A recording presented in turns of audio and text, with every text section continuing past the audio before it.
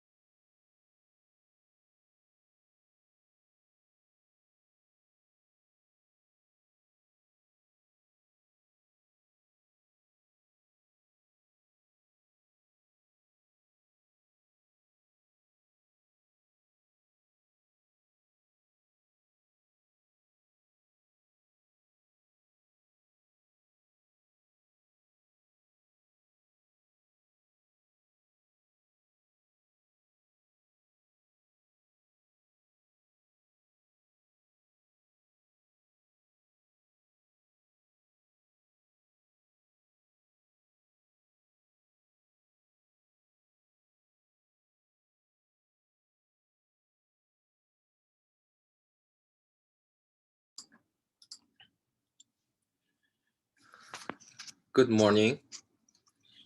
I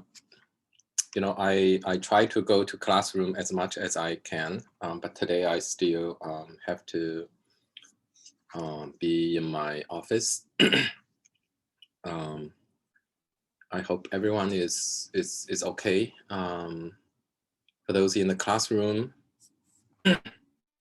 is everything okay? Matthew, I remember last time you had some issue.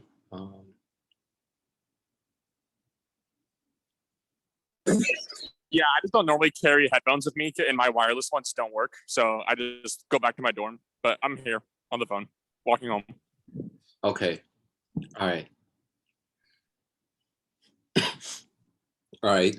I apologize for that. But I think I will try to be in the classroom as much as I can. But today there's something special. But the recording is always going to be available, so can always go back to the video for anything you might have to miss. All right.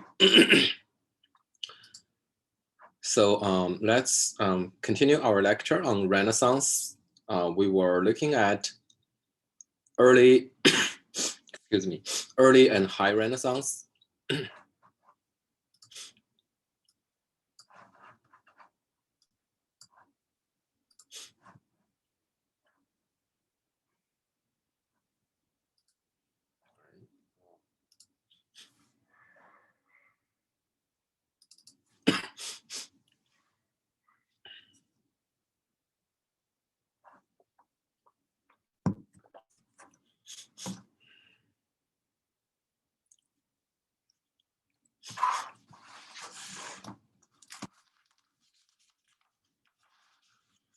All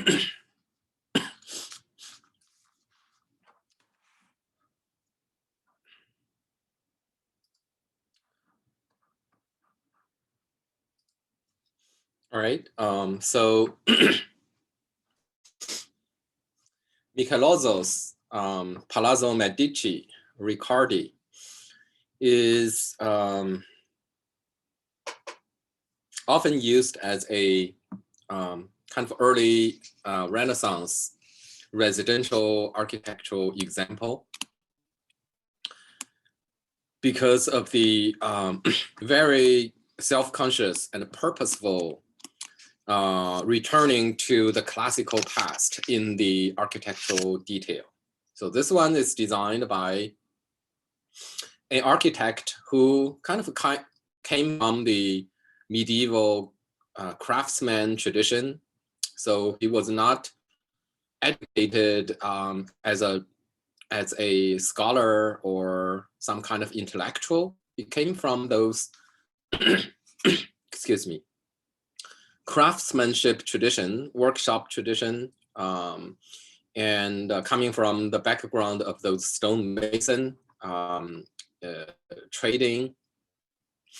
But the changing social taste for the classical past brought him to this solution for the facade of a residential architecture designed for the most powerful family, banking family, who was also the some kind of a de facto ruler of the Florentine Republic, the Medici family. And so it is obviously very different from the immediate Gothic past, but had a very close resemblance to classical architecture. So does anyone have an observation? Someone want to point to how it is different from the Gothic, but similar to classical architecture? What element can we say about that, that change? Does anyone have an observation?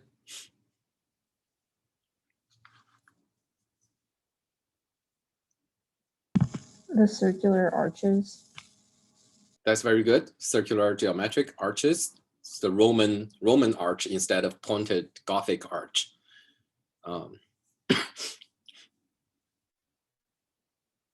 What else? In the floor plan, there's a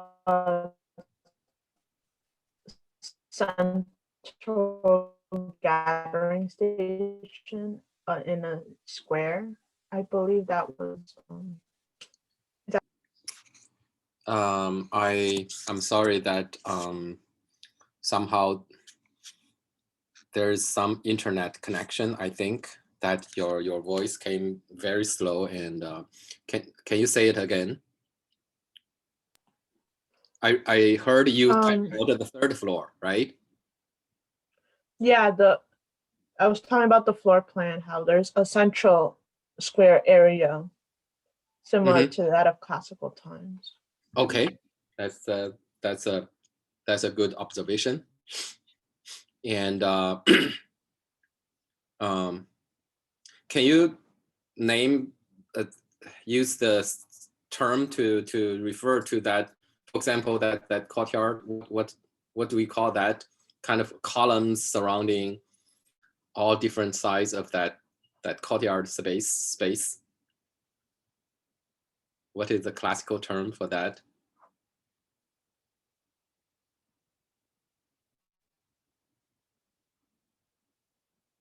Is it a peristyle? That there's a peristyle courtyard. You know, in Roman atrium house, there's often a kind of a peristyle courtyard, right?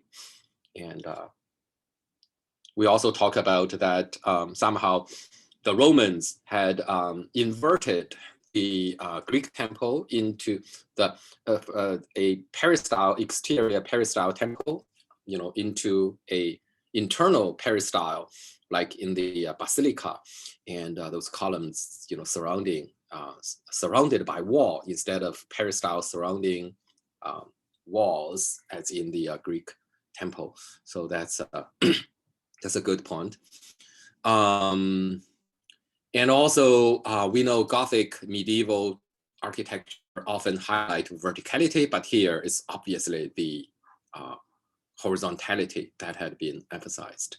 There's a very deliberate emphasis on horizontality, and also there's a clear emphasis on horizontality, the clear delineation of a entablature can be observed here. Entablature that include the architrave, the frieze, and a cornice, and in this case, there is a oversized cornice that protruding from the wall, which even dramatize that horizontality, which is very different from the medieval past. This is the interior, the peristyle courtyard, right? And here again, you see this kind of classical elements: circle, square, proportion, right? Square, circle, and square and circle. All these refer back to the classical past, and also the use of, here in this case, the use of groin vaults to cover each bay. Capital copied quite faithfully the Corinthian classical capital instead of the medieval, very colorful kind of figurative decoration in the capital design. Also, this look at the wall. Anyone have a observation of the wall texture in the different layers? From the base, the middle layer, and the upper layer. Anyone have a observation of the surface of these walls?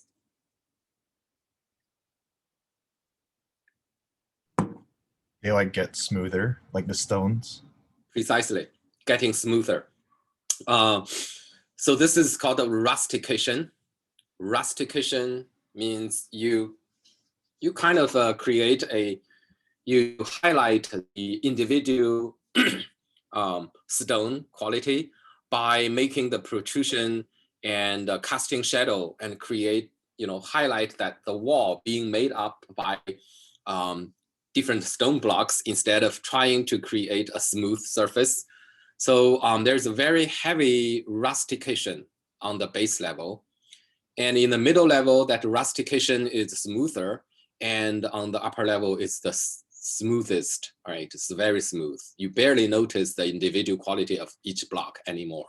So the individuality of the stone blocks was reduced toward the top, and the smooth surface is highlighted progressively toward the top. And the general effect is creating a lighter upper floor and a heavy, robust lower floor. So with those rustication, you get a feeling of weight. You feel the weight of the stone, and that gives the bottom a heavier feeling. So it gets lighter toward the top. What else contributed to the heaviness of the lower floor and the lightliness of the upper floor, in addition to the rustication? What else contributed to that progression?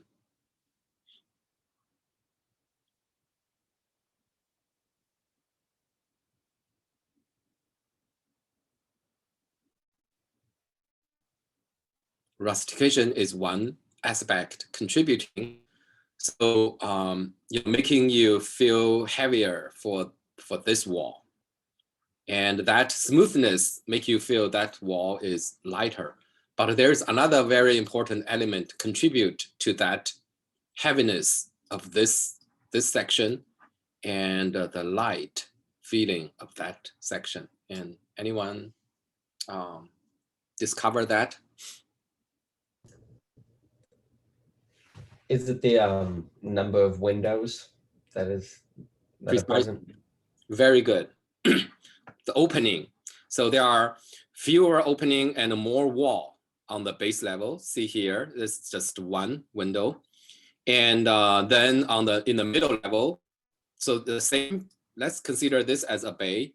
It has two windows, make the wall, reduce the wall surface and enlarge the window surface. And also the more delicate member, make that part also feels lighter. And then on the top, the upper level, that window area is further enlarged. And so that enlargement of the window surface also contributed to the progressively getting light toward the top. Now that feeling, we got the same feeling from the Flavian Colosseum, right? Does anyone remember how the Flavian Colosseum make the upper floor feels lighter and lower floor feels heavier?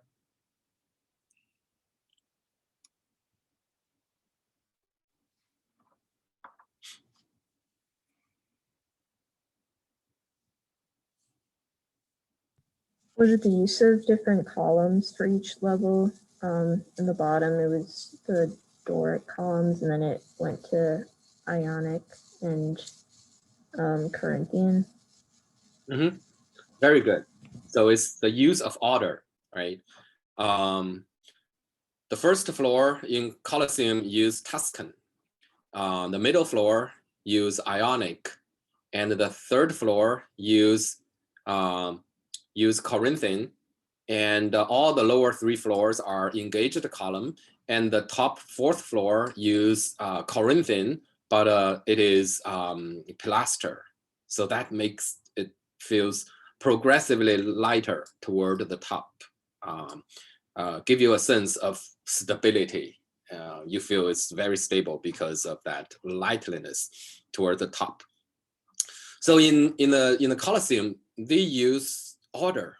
Greek order is basically a decoration, all right, surface decoration, because real supporting system arch and all those orders are applied decoration on the surface. But in the Palazzo Medici, there's no order, right? You don't see the application of order, right? So it's just arch. There's no engaged column, but it nonetheless give you the same feeling of stability by manipulating the surface of the wall. So in both cases, the similarity is highlight that progressive lightening toward the top through those horizontal layers. In both cases, horizontal layers. So this is very different from the soaring, rising in the Gothic, those verticality in the Gothic architecture. Well, if we consider both Michelangelo and Brunelleschi as coming from the medieval tradition, but taking up the current fashion in architecture, Alberti is, Alberti came from a very different direction. Alberti came from the literati direction. So he was a scholar. He was a scholar engaging in architecture. So he was more self-conscious of theorizing the current taste of neoclassical and kind of returning to the classical past. He published a book. He wrote a book called The 10 Books on Architecture. And who who wrote another 10 books on architecture? Anyone remember? A book with exactly the same title. Anyone remember the name of the author? Was it Vitruvius? Vitruvius, very good. And Vitruvius was a Roman architect, early kind of Roman, imperial Roman architect.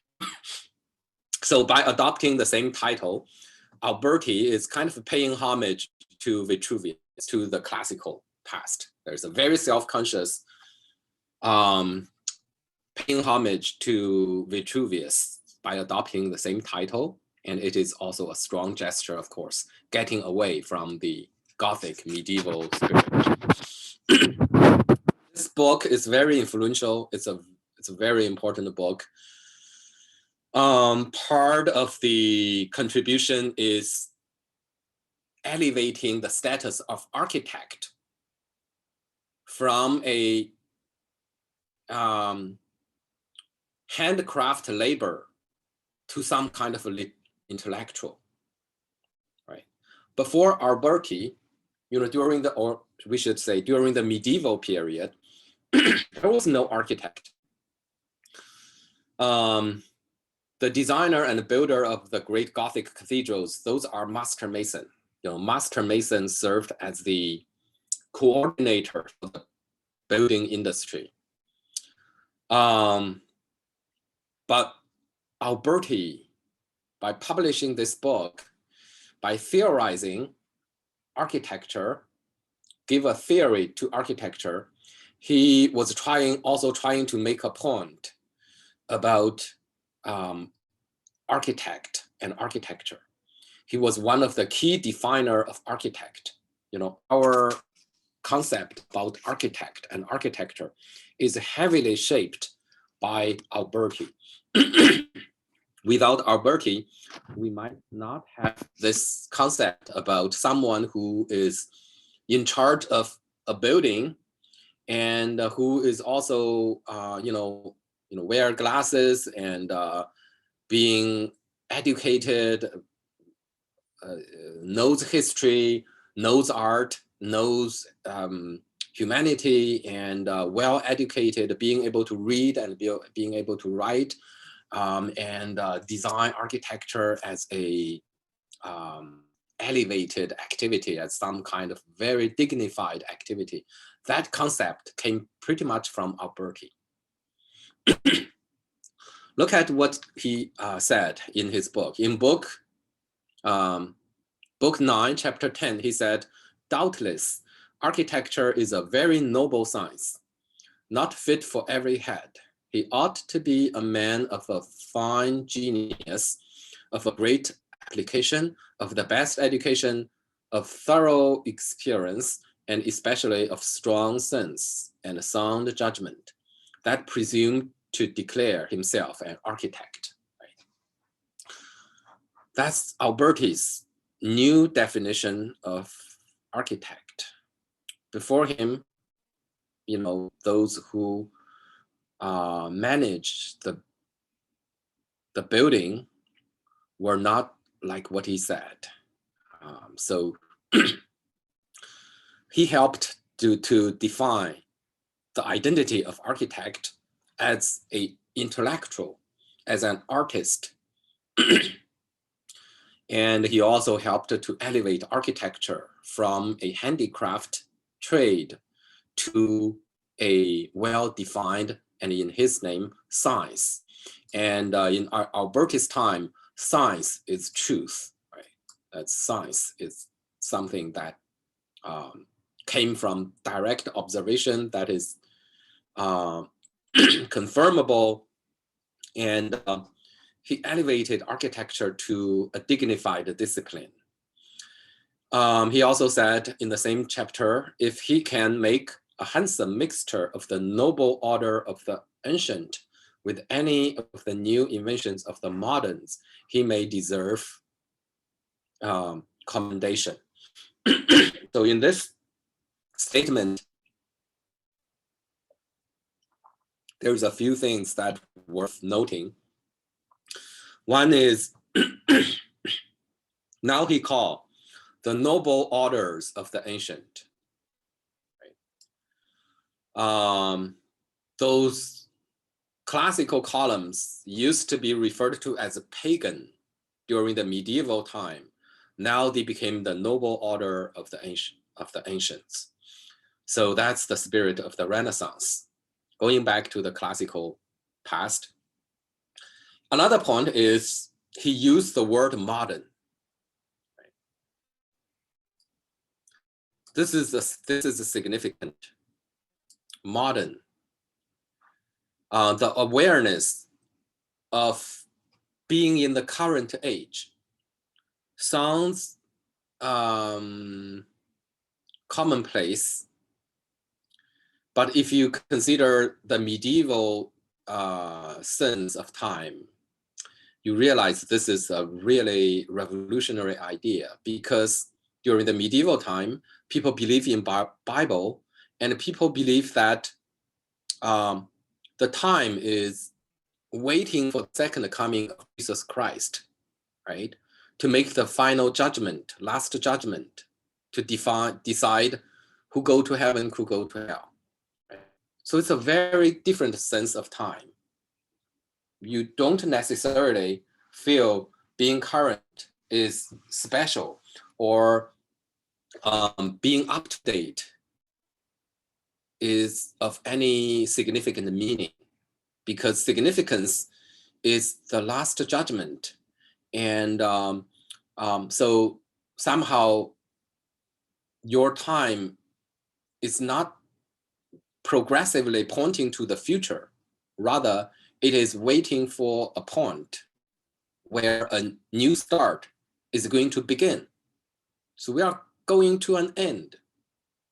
And waiting for the end of the current and then the start of the new kingdom, right, of the Savior. So that's the medieval timing. Now he talked about new inventions of the modern. There's a strong sense of a progressive nature of time, modern, being contemporary and being up to date, right? And that is precisely how we understand modern. The way we understand modern is, modern is constantly sitting in between the past that is gone and the future that is coming, right? That's modern, that's current. And we have the sense of being better and better, that progression. And that feeling about history and that sense about time came from the Renaissance, because the medieval ideology wouldn't support such a feeling about the current. So modern, what is modern? Modern is being in a time when you realize you are being modern. So it sounds repetitive, but not really, because once you realize that you are at the current, you are being in modern, that means your consciousness is quite different from medieval. Okay. And so that's why Renaissance is considered the beginning of modern. It is from this sense, Renaissance is the beginning of modern, because it created a feeling of being contemporary, of being current, and being in the middle of the progressive flow of time. And that is quite significant. And that idea, together with its value on the humanistic preference for judgment, is also part of our consciousness, and also the reliance on science for discovery, and trust on our sense observation, direct observation, is also part of the our consciousness. And so to some extent, we are still living in the shadow of the Renaissance, because a lot of the modern mentality established by the Renaissance are still pretty much with us. So Alberti's design, when we look at Alberti's design, this is Alberti's design of a residential architecture. This is Palazzo Roosevelt. The Roosevelt family was a rivalry to the Medici, right? So they also built a palace for their elite family. And interestingly, the two big family, Medici and the Roosevelt, hired the two kind of architect, and with very different approach, nonetheless representing the same spirit of the Renaissance in the design of their home. So this one, I wanted to put it side by side with Michelangelo's. So on the left, we have Michelangelo's Palazzo Medici, and on the right, we have Alberti's Palazzo Roosevelt. So, and in the middle, of course, we have the old Flavian Colosseum. So let's focus on the two, the two Renaissance building. Common question, as always, what are the difference? What are the similarity?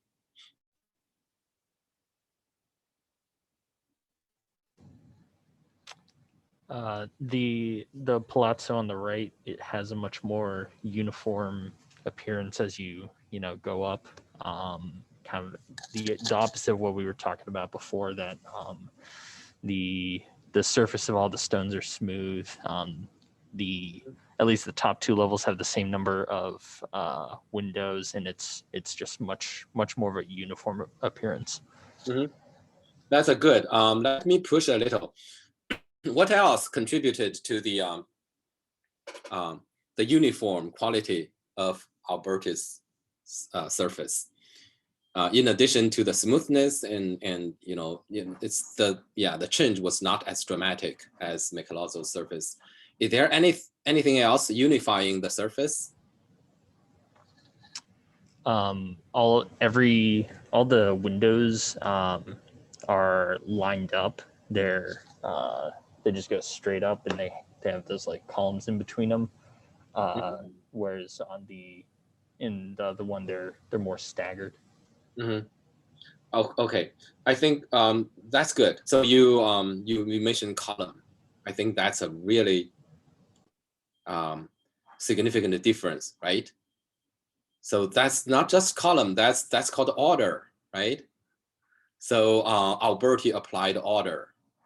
Right. Michelangelo didn't have order, right? So he has a full order. Max, do you want to say something? No, I was just agreeing with you there on the order versus column. Good. So here we have order. And remember, Alberti was a scholar.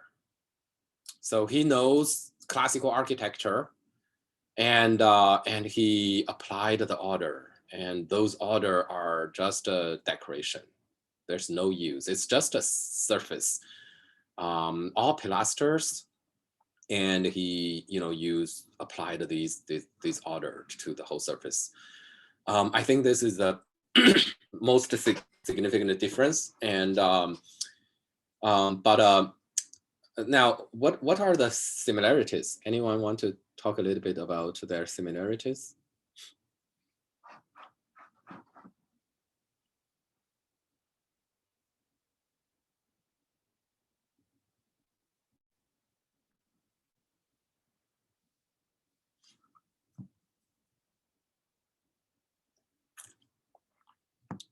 Similarity, it could be quite obvious, right? But doesn't hurt to speak it out.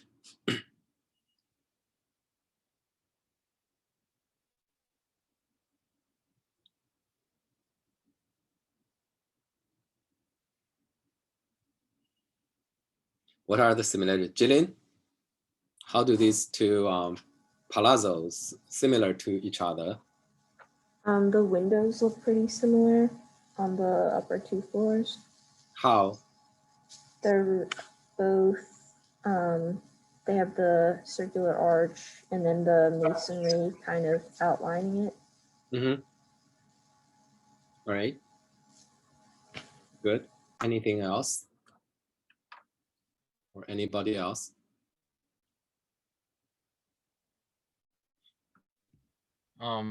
They both have similar overhangs, and they have a large first floor and a like a large first floor and a slightly smaller second and third floor.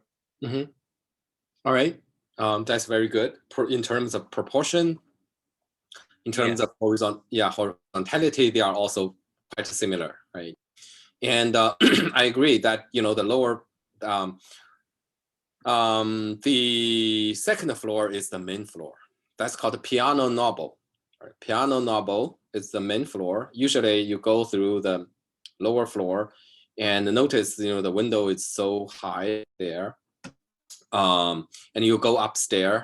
And that is the major living floor with big windows away from the street and safer up there. So that's the main floor. And they basically adopt the same preferred living floor arrangement for residential architecture during the time of Renaissance. And they both have rustication, although the rustication Nathan pointed out here is much smoother. Here there was a strong contrast and also progressive going nature of change. Here, there is also some change. The lower part, the rustication is still a little bit stronger. You might see it here. So stone's bigger. Notice that stone bigger, although these are all decoration, but they are bigger, give you a feeling of being heavy. And so going up, stone getting progressively smaller and also smoother. So the lines in between those blocks got shallower and smaller. So there's also a progression getting light, but not as dramatic as Michelangelo's design. So, now Alberti designed other buildings. So, and his building are mostly facade design, right? Facade. He barely designed individual buildings from inside out. Being a scholar, he was more good at refurbishing the surface according to the current fashion than actually establishing a full structure like those coming from the stonemason tradition. The interest in the Palazzo Roosevelt was mainly the skin, the surface. So is this building. So he remodeled it. He didn't design the whole building. He just gave it a surface. The original building came from the 13th century, came from the Gothic period, but Alberti give it a up-to-date face. So only the white marble facade were designed by Alberti. Those are from the medieval period. So what he did was basically to shroud it within a new box designed for the current style, current fashion. And what is that current fashion? That is classical, right? Roman arches, pediment, and column, order. So this part is basically like a triumphal arch, Roman triumphal arch. And then he used arcade for the two sides. And that arcade looks very, very familiar. And does anyone recognize it in a building nearby our campus that has an arcade looks very similar to this? Anyone been to the public library Boston Public Library. So next time you go there, take a look at the arcade. It's basically a copy of this Alberti's Church of San Francisco in Rimini. Right? So he gave it a classical cloth, basically. And so is the Maria Novella. So Maria Novella was also a Gothic period church. And what our Alberti did was to give it a main facade, a new westwork. So that's the old building, and this is what Alberti designed. So he just designed the face. And what is this facade? Let's look at this. Obviously, there's no facade look exactly like this during the Greco-Roman classical period, but we can divide it and analyze it, see how did Alberti come up with such a facade. Does anyone have a insight? What is a component of this facade? What are the classical component of this new facade?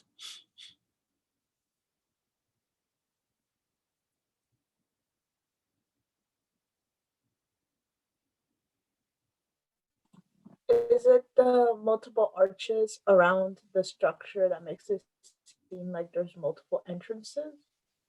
Are you talking about here? Arches? Yeah, I'm talking about like the smaller ones I was referring to, but yes. Yeah, that's very good. So yes, so it's basically indicating this is the interior space is kind of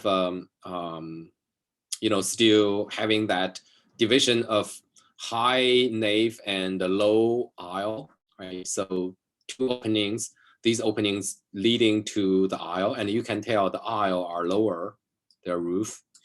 And the central entrance goes directly into the nave, and the nave has a higher ceiling. So multiple entrances going there. So yeah, we have all these semicircular arches that Alberti designed. And what is this?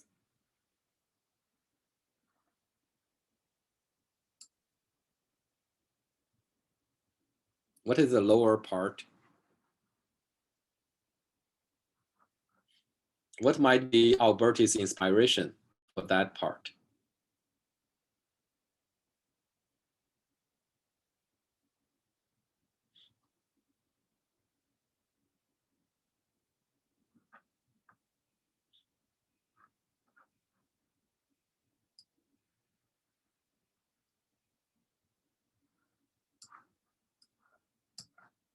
Okay.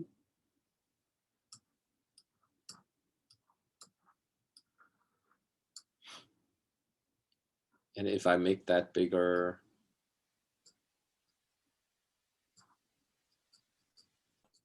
what does that look like? I have, so that this is a terrible drawing, I know, but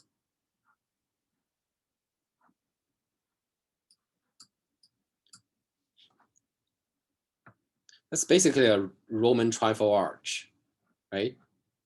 So, Alberti basically took a Roman trifle arch, put it there to give entrance to the interior.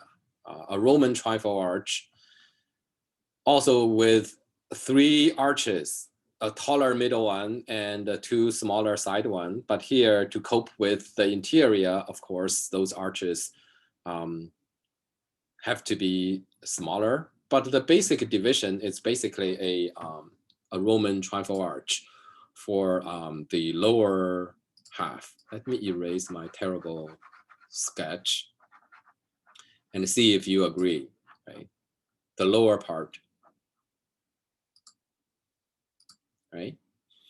What about the upper part?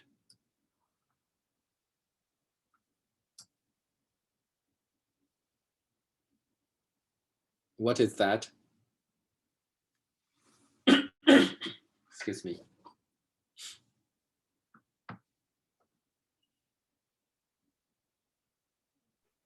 Looks a lot like a Greek temple.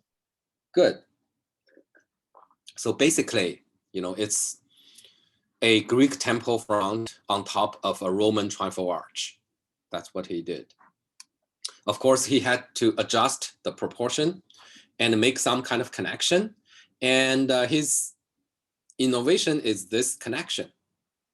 He put a big scroll and thus created this triangular top. He made this connection to connect those two parts. I think that's innovation, right? So I think if I erase those scrolls, you would be able to see the combination of a triumphal arch and a Roman and a Greek temple front much more easily. But with those scrolls put there in connection, he somehow miraculously, using a very simple method to connect the two and create a new image.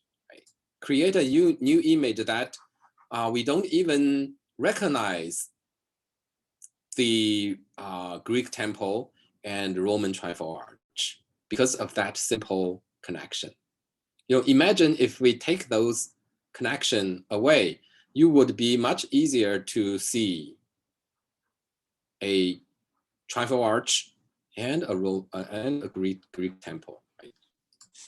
So that's architecture. Architecture sometimes is quite simple, but to come up with a solution and successfully using the right proportion require some kind of study and research. This would eventually become very popular, especially in the future Baroque architecture.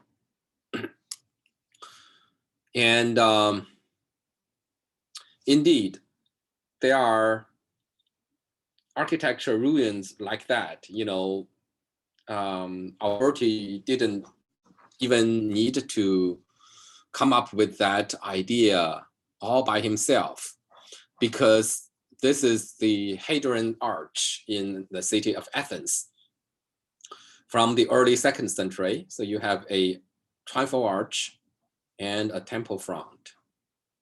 But of course here there's no scroll, and what Alberti did was to integrate them further, to make them a harmonious entity, make you not feeling it's just two totally different things put together. He tried to harmonize these different elements into one facade. So, but again, it is just a skin. It is just a skin. It's just a screen. It's a face. Alberti didn't design much space. He was basically designing face.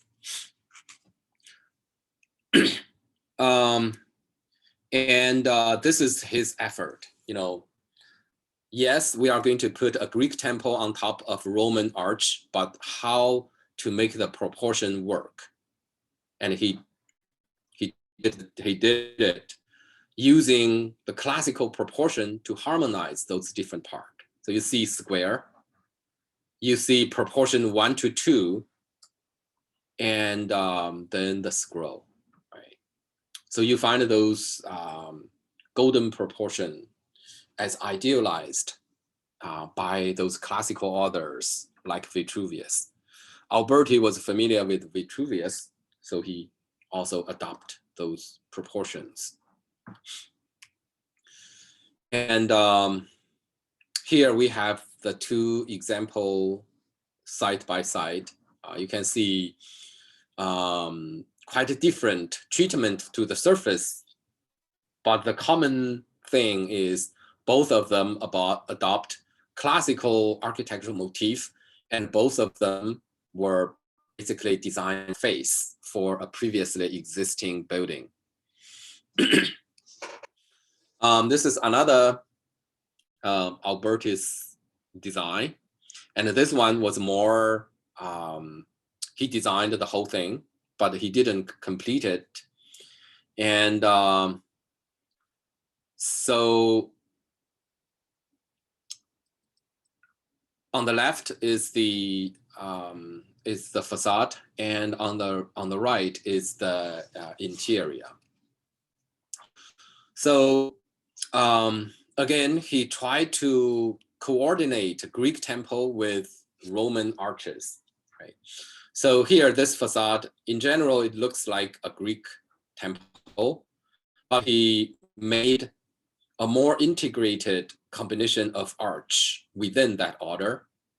So he put a big arch in the middle and a smaller arch on the side, using the proportional logic of a trifold arch. But in this case, the temple and trifold arch are combined into one, conflated, rather than one on top of the other.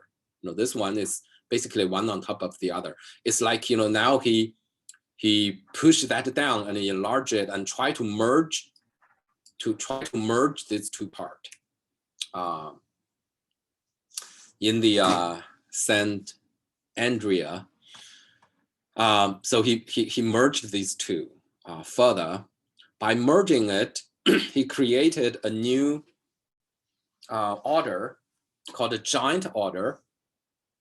What is giant order? So here we have, you can consider this as an order, like capital and the entablature. This is one order. But here, see, there's another capital, another entablature, right? So this is called a giant order. So the order applied to a complicated facade where there are different scales for different orders, and the overall order is called a giant order. So here we have a giant order because there's a secondary, smaller order. And this, of course, had never existed before. And this is Alberti's new invention. And we will see this in Michelangelo's design as well. The interior directly copied the Roman basilica, right? So this is the Alberti's design of St. Andrea. And this is the Basilica of Maxentius, completed by Constantine, right? So Alberti used exactly the same vaulting system. He used the transverse barrel vault for the aisle, but the aisle in this case are not connected. They are like each smaller chapels on the side. And then for the nave, he used a longitudinal barrel vault. And we know in the Basilica of Maxentius, the nave was covered with groin vault. But here, he used the barrel vault for both the nave and aisle. So the inspiration is obviously from the Roman basilica. And what Alberti did was to use Roman basilica in a Latin cross plan. Right? Still got a Latin cross plan. And he put a dome at the crossing. So all these elements are going to be picked up by later Renaissance architect and pushed to greater scale and greater perfection. In this case, the combination was, to my opinion, was not that successful. Looking at this image, you feel awkward that, how that dome is combined with this facade. It doesn't feel very comfortable. I think he was struggling for that part, how to coordinate the crossing with the barrel vault of the nave and the transverse barrel vault of the aisle. So that combination was not totally harmonious. I don't know whether you agree or not, but that's how I feel. But the basic idea is here. Medieval Latin cross plan combined with classical vault and using a dome to cap the crossing. So all these is going to be continued in later Renaissance architect by Michelangelo, by Bramante, and by the Sangallo family, and numerous other Renaissance architect. And they try to make this combination of medieval plan and new classical Renaissance detail a harmony, to cope these two systems. The plan is clearly coming from medieval, but they try to use classical element instead of Gothic element to dress it. All the previous examples are from Florence. Now, high Renaissance, the concentrated construction site is in Rome, because high Renaissance architecture were sponsored by the Pope in Rome. So this is the city of Rome, city of Renaissance Rome. So let me point to a few those important Renaissance architecture. The St. Peter's Cathedral, right, is here, and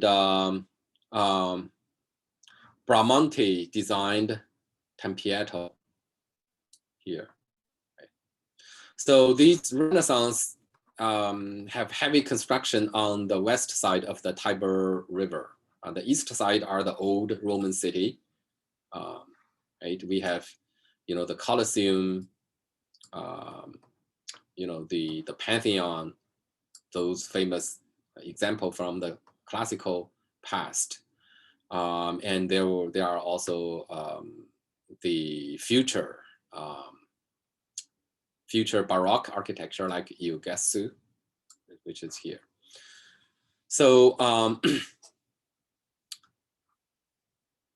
high Renaissance architecture pick up the previous combination and perfect them and create a kind of new timeless combination of classical and Christian plan.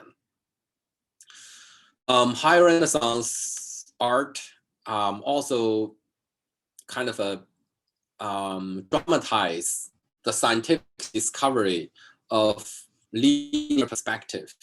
So in painting, there is a very consciousness of constructing a three-dimensional space in the painting by using the linear perspective, right? So that linear perspective created a very strong feeling of spatial depth, and it's very architectural. And even in the figure painting, that linear perspective can be felt strongly, like in this Dead Christ painting by Mantegna. So you have it created a very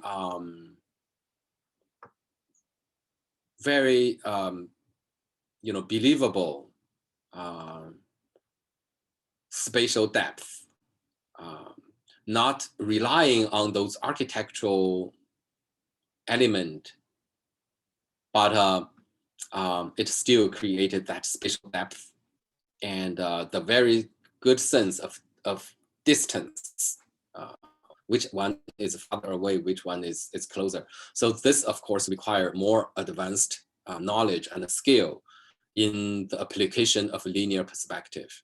The architecture one is relatively simple, right? You have those parallel line, and they all convert into the vanishing point, and that's it. That's pretty much how you created that. But creating on an organic form like a human body is more complicated. So High Renaissance somehow mastered the linear perspective to a much higher level. And that can be felt in architecture. So this is the Maria Palazzo San Satiro by Bramante, completed in the late 15th century. So late 15th century design. Standing in the middle of the nave and looking at the altar, you feel there is a there's a space behind this wall. You have a really good feeling there is a deep space behind it, and thus mentally creating a feeling of a Latin cross. But in reality, there's no Latin cross here. It is a T-shaped space. But how did this picture come into being? It is because of the manipulation of linear perspective, right? So everything behind this arch is an illusion.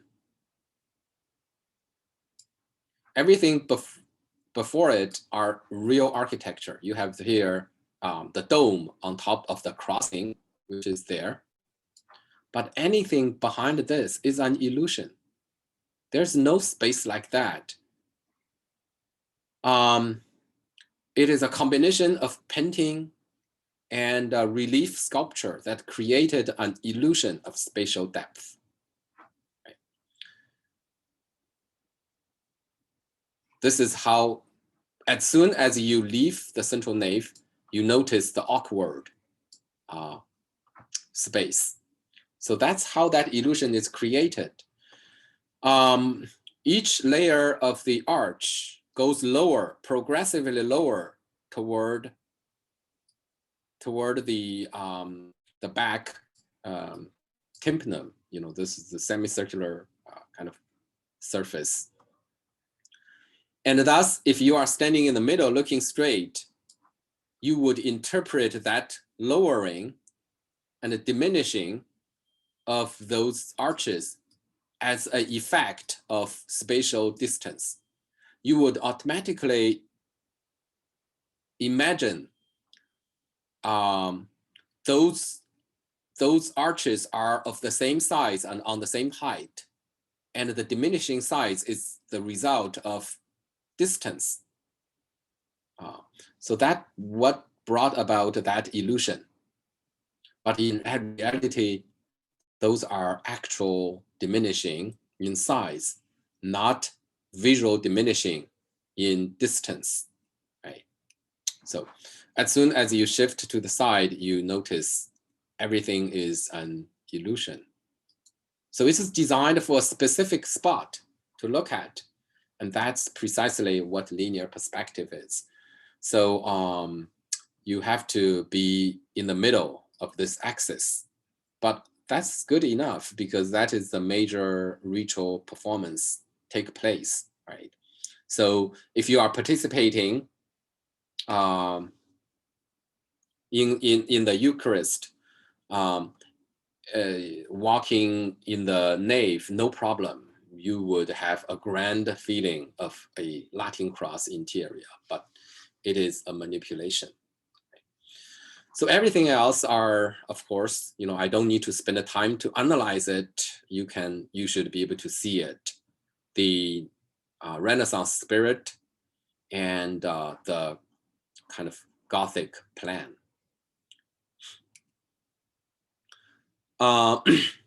Yeah, so this is the section. again, from the section, clearly, that is the actual space behind it. Dome above the crossing and semicircular arches, etc. and etc. In the sacristy used for baptism, and here we have the centralized plan, right? So if that plan is still medieval, this plan represents the new Renaissance spirit. But in Bramantes's case, it is just a small building attached to the main church, right? So it's centralized. It has clear geometry of square and circle. It's a tiny little building, and you can see it in the interior. It's a concentric plan, right?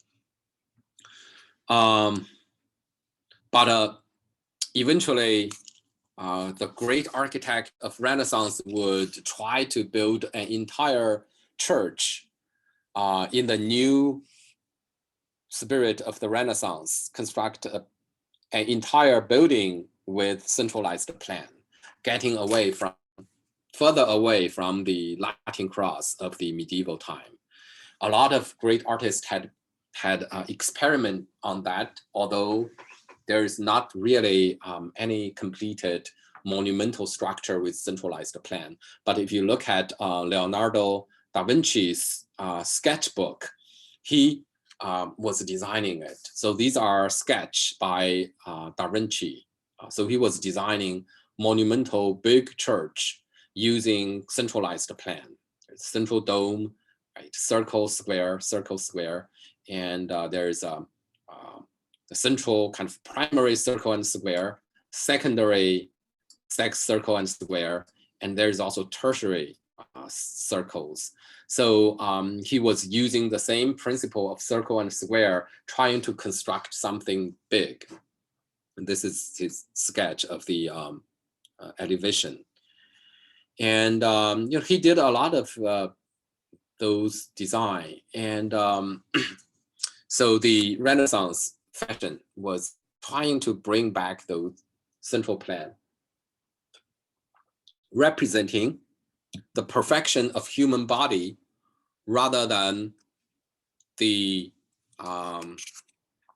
crucifixion of Jesus Christ in the plan. Bramante, in addition to the sacristy of St. Maria, he also designed another centralized plan building, but this one is also very small. This is called Tempietto.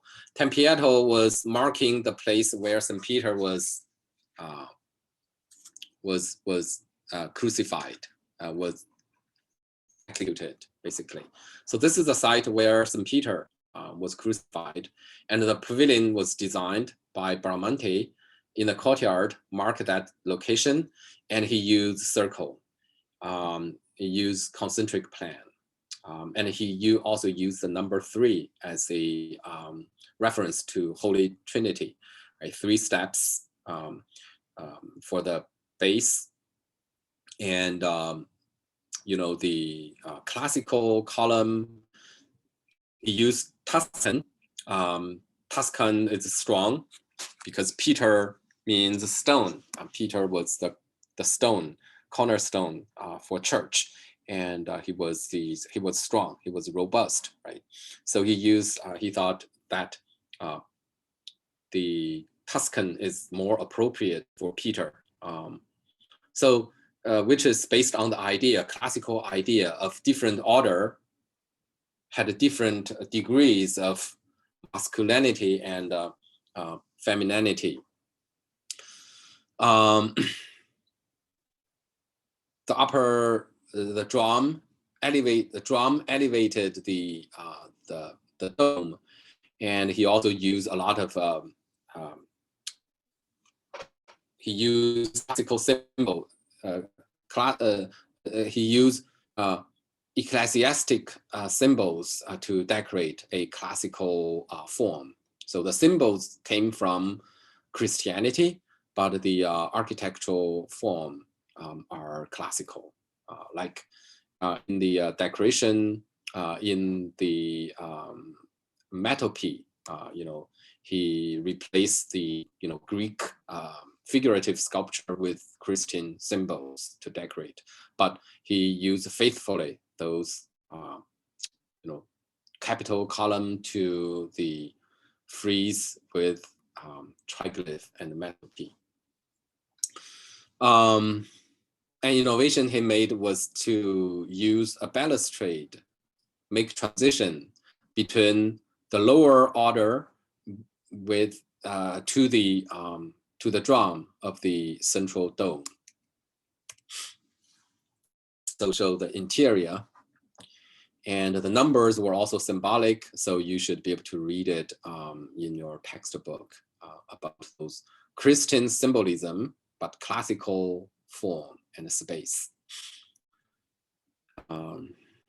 Yeah. So we have to move faster because we lost a lecture on Wednesday. So the Michelangelo and Bramante were both enlisted for the construction of the new St. Peter to transform St. Peter from a early Christian timber roofed structure into a full pure masonry grand Renaissance architecture. And both of them designed it originally as a centralized plan, pretty much what Leonardo da Vinci had sketched in his sketchbook. So this is the a plan made by Bramante. So only half of it survived, but we can easily make it complete because we know Bramante was meant for a centralized plan. So with that survived, we can complete the whole design by Bramante. It's a big change from the old St. Peter's to this new design, right? So this is the old St. Peter's, Latin cross, and aisle and transept, nave, etc. But here, Bramante was clearly envisioning a Greek cross, and the Greek cross, of course, highlight the center, create a centralized plan, and he also imagined to cap it with a big dome. So we have a series of Greek cross, and so in the middle we have the big one, and then there are 4 smaller ones. And so the space is very hierarchical from the center to the rings and getting smaller in scale toward the edge, but follow the same motif of circle and square, basically. So here you have that circle and square using pendentive and to make the transformation, and then you find the secondary one on the 4 side, and also the tertiary one on the 4 corner, right? So it's very logical and very concentric. A space like that, if we want to imagine, it was not built, of course. If you want to imagine what it might look like, we might refer to the Basilica of Maxentius, that the example we go back again and again. And also the painting by Raphael, who painted the famous School of Athens, that a series of space with vault and with central opening, and that one, presumably on top of that, there should be a drum and a dome, right? So it kind of gives us a feeling of how that space would look like if they were constructed. So Bramante design was made into a medal. It was approved by the Pope, but it was, the project barely started, and both Bramante and the Pope died. And then the next Pope would hire Michelangelo to do the job, and Michelangelo had his own idea, but it was meant to be the plan to implement. It was cast into a medal, and a model was made based on the image of model and the fragmented plan. So Michelangelo came to the job after Bramante, and his original design was also a centralized plan. Michelangelo's original design was only this part. The new additional base was added by Carlo Maderno in the 17th century. So originally, Michelangelo was also imagining a Greek cross, but Maderno extended into a Latin cross. So today, in the courtyard, you do not see the original image in Michelangelo's brain because that extended porch, extended nave block the dome. Originally, Michelangelo would like people to see the dome from the major courtyard. But today, if you are in the major courtyard, that dome is barely visible.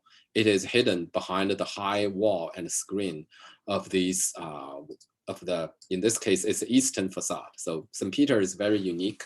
Its opening is toward the east, and its apse is at the west side. So it's the opposite to the common cathedral and the churches. So this is Michelangelo's original design. And so it's clearly a Greek cross. It inherited some of the element from Bramante, like big one, secondary. He basically erased one more layer from Bramante. In Bramante's design, there is a third layer, making the space more complicated. And also, Michelangelo strengthened the wall. So he made the wall not much as a linear aspect, but rather a series of giant piers with caves carved into it. So it's more sculptural. If you compare, comparison I think is going to come up later. But if you wanted to, today, if you go to St. Peter's, if you want to get an image of Michelangelo's design, you need to go to back. You go to back to look at the building from that direction. There you can see the prominent dome elevated on a high drum, right? Because there's no extended nave. So the dome is more visible. So Michelangelo really meant for the same effect from the front. He would, even in the front, you should also be able to see the dome like that high and that clear, and only with some kind of an entrance stair, changing it into a flat surface rather than the apse. Right. So this is a contrast, between Michelangelo's and Bramante's design. So Michelangelo's piers are much thicker, and he also created secondary space within those piers. And he also got rid of that outer layer, basically. That part were erased. And those piers were strengthened. By the time Michelangelo came to the job, the 4 piers of Bramante already started to be constructed, and Michelangelo worked on that and wrap it up with much thicker piers to support the enormous dome elevated high above. So if you look at the Michelangelo's design, you notice this is the sculptor at work. So there's an interesting kind of figure and ground relationship. So in general, this white part are the ground and this black are the figure. But then these walls, these piers are not just some lines. If you zoom into it, these black walls and piers became the ground, and those space created within them became the figure. So it have that kind of interesting relationship. He really was creating those piers, each of them like an individual sculptural work, and each of them are different. It's not just like the way we think about a wall. You just build those linear walls like that. He was really sculpting each and every part, and together they connected into an enclosure and strong support for the enormous roof.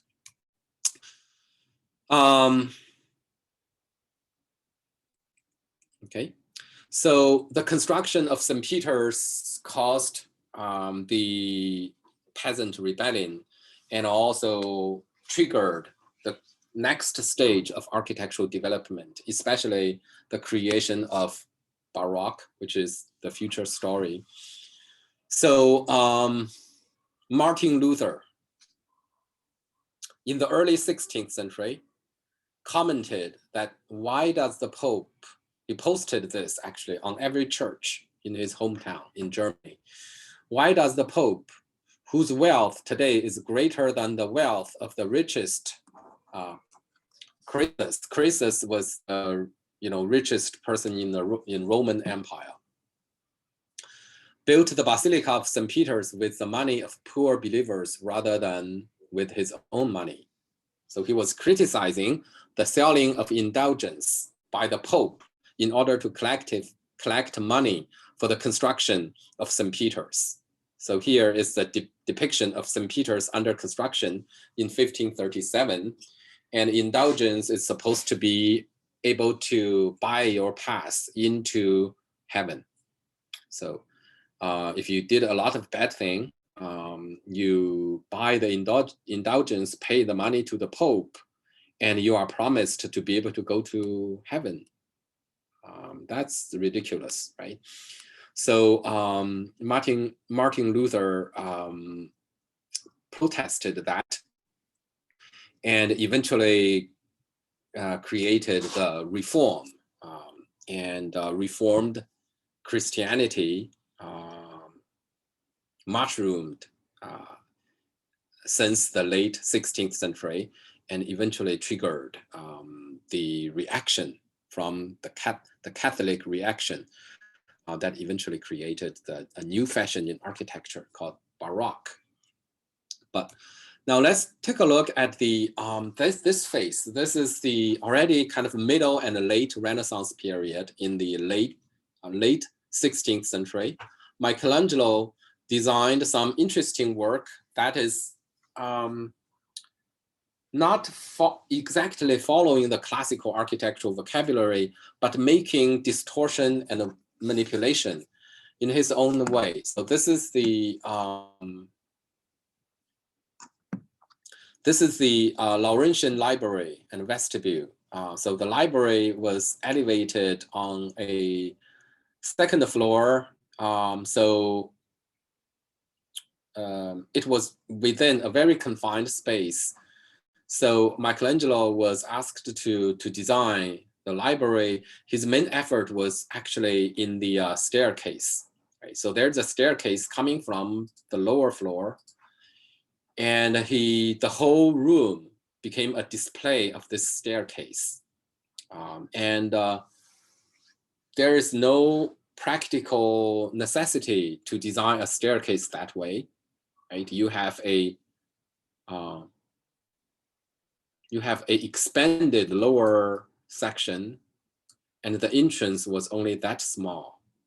So you certainly don't want to create a jam there. A lot of people going up that way. So it doesn't make much sense in terms of practical function. It is a piece of sculptural work, right?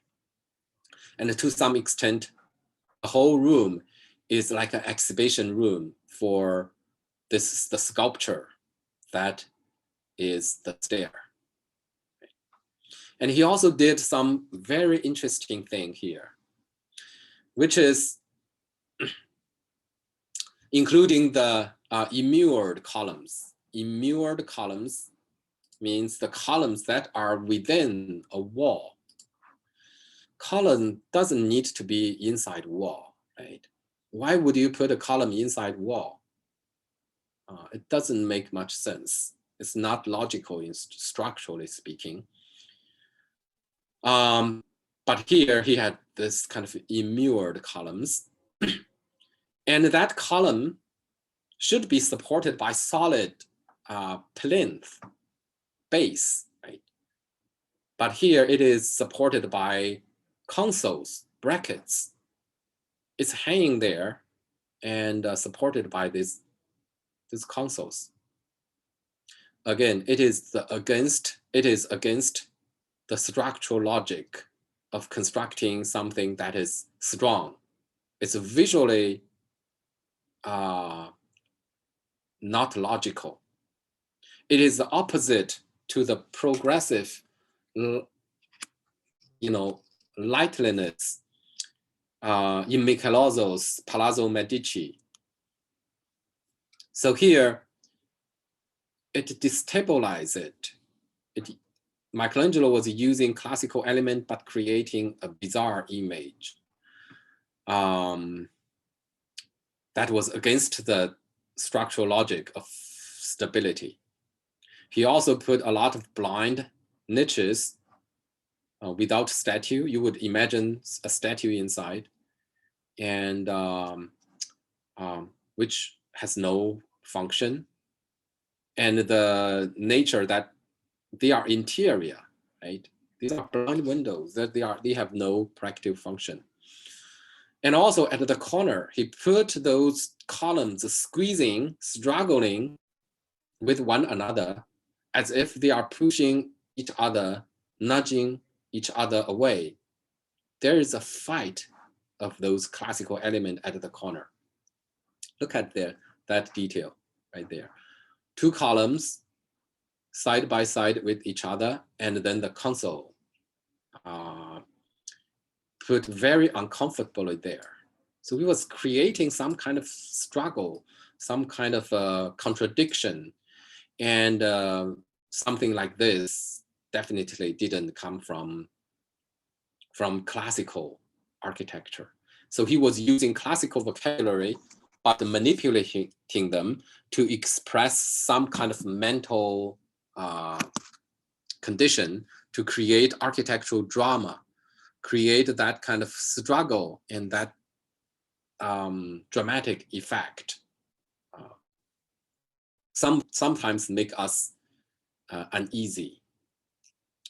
And Michelangelo was a master of human body, human anatomy. He created those great sculptures like David.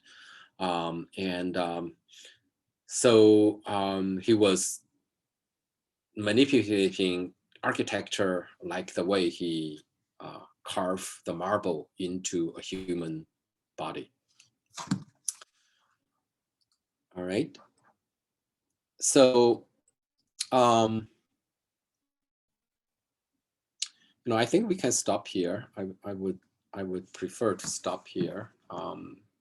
But coming next, we will next Tuesday, I will try to cover both the lecture of the mannerism and Palladianism and utopia, right? So these are the parallel development of the same period, basically the general Renaissance period from the 15th century and 16th century. We have the early and high Renaissance gradually developing into the mannerism and standardization in Palladianism. And the idea of utopia also has much to do with the development of modernism and modern architecture. the idea of control of the built environment planning has many to do with the utopian thinking originated from the Renaissance period. All right. So let's stop the share. And any questions? I haven't finished grading the second observation, analytical observation. I believe they are going to be fantastic, just like what you did for the first one. But you should have got your midterm grade, right? So I finished grading that part. All right, so if you don't have any additional question, so I will see you next Tuesday. Right, have a nice day and have a good weekend. Thank you. Thank you. Thank you. Thank you. Thank you. Have a nice day.